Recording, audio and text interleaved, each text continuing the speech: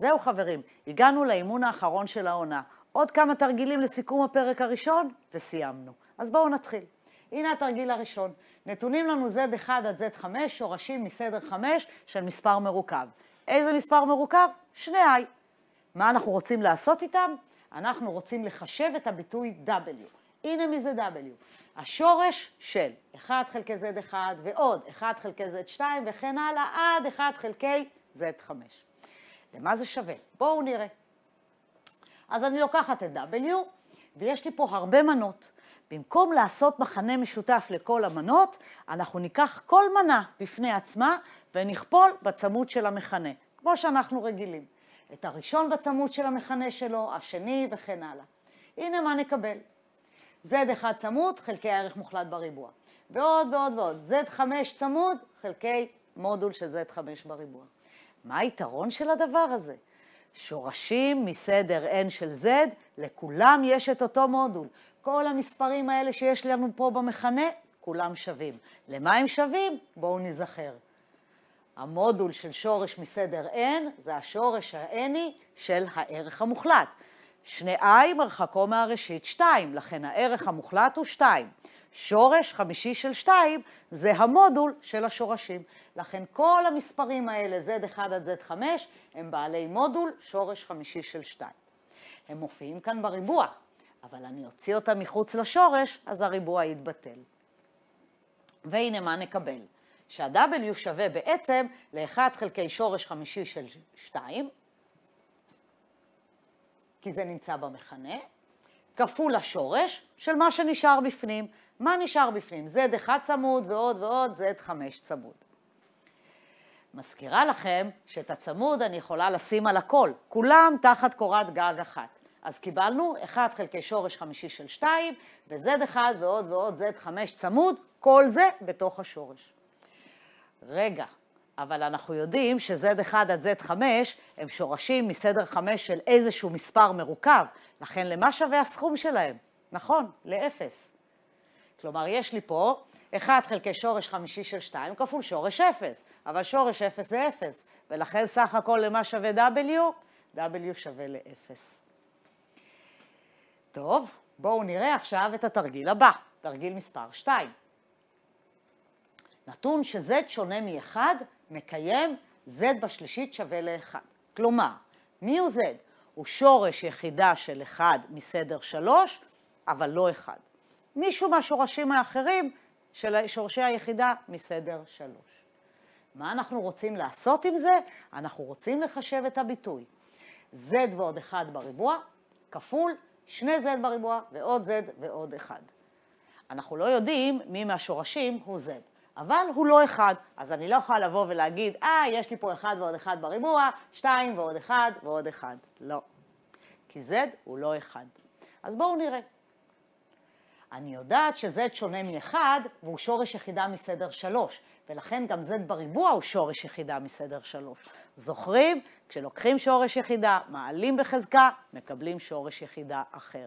אבל זה לא היה 1, אז ל-1 עוד לא הגענו. עכשיו אני יודעת אם כך ש-1, Z ו-Z בריבוע הם שלושת שורשי היחידה מסדר 3. יש לי עכשיו את כולם.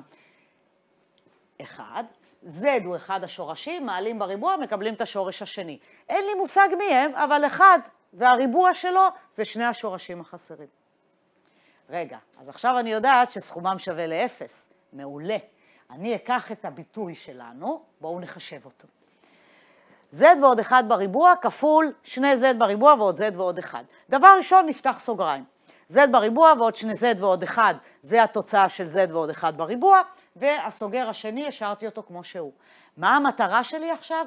לזהות בכל סוגריים את Z בריבוע ועוד Z ועוד 1. כי כשאני מזהה את הסכום הזה, מציבה במקומו 0. במקום 2Z נכתוב Z ועוד Z, במקום Z בריבוע נכתוב Z בריבוע ועוד Z בריבוע. הנה, עכשיו יש לי Z בריבוע ועוד Z ועוד 1, החלק הזה הוא 0, נשארנו רק עם Z. Z בריבוע ועוד Z ועוד 1 שווה ל-0, נשארנו רק עם Z בריבוע. סך הכל יש לנו Z כפול Z בריבוע, זה Z בשלישית. אבל Z הוא אחד משורשי היחידה מסדר 3. כשמעלים אותו בשלישית מה מקבלים? 1. זהו. אם כך, הביטוי שרצינו לחשב שווה ל-1. אוקיי, נעבור לתרגיל השלישי והאחרון. תרגיל קצת אחר, מעניין. יש לנו משולש שווה צלעות. הגענו לגיאומטריה של בית ספר. משולש שווה צלעות ABC, החסום במעגל שמרכזו בראשית.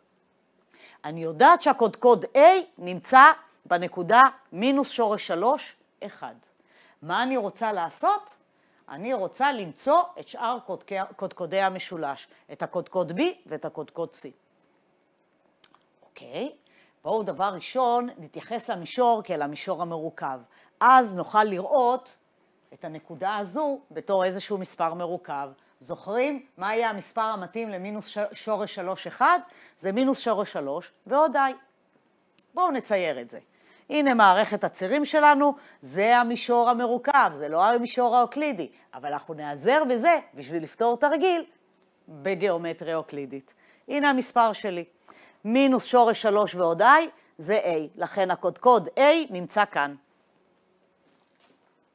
הנה המעגל שלי סביב הראשית, והנה משולש שווה צלעות.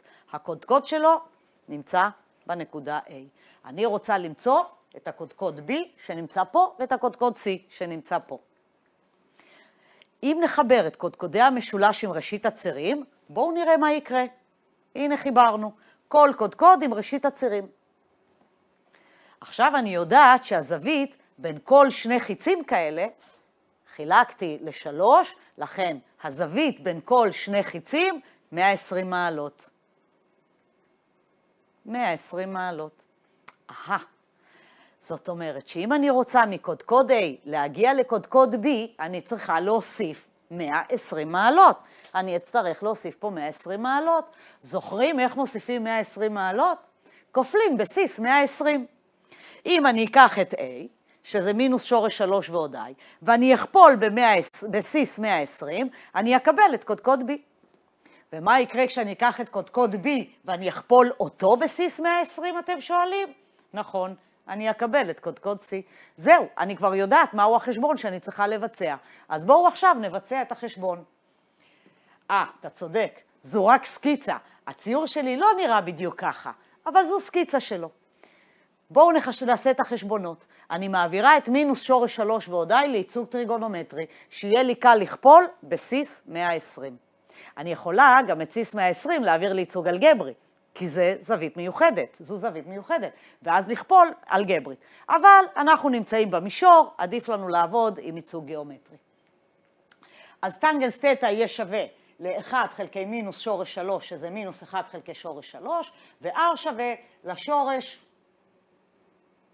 של שורש 3 בריבוע, כלומר 3, ועוד 1 בריבוע, כלומר 1, סך הכל שורש 4 שווה ל-2. טוב, אם כך, מהו הייצוג הטריגונומטרי של מינוס שורש 3 ועוד I? זה יהיה 2 סיס 150.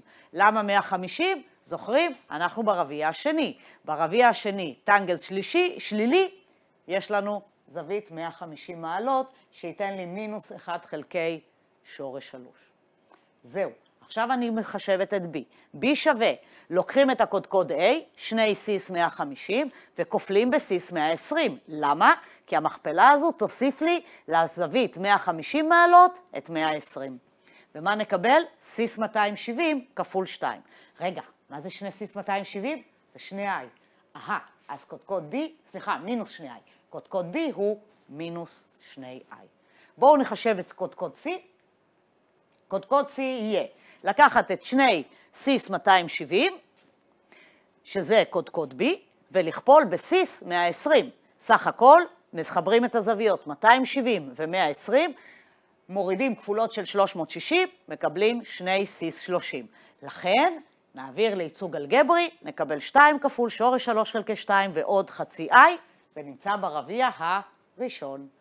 וזה שווה בסך הכל לשורש 3 ועוד I, אחרי שנצמצם את השתיים.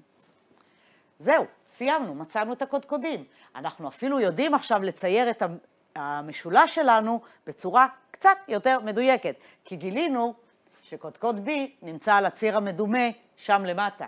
הנה הציור המדויק. כאן נמצא קודקוד A, קודקוד B זיהינו שהוא נמצא על הציר המדומה למטה במינוס 2i, וקודקוד C יימצא ברביע הראשון בשורש 3 ועוד i. זהו חברים, סיימנו גם את התרגיל הזה. אז מה למדנו עד כאן? מה עשינו בכל הפרק הראשון? הכרנו שדות סופיים ואינסופיים.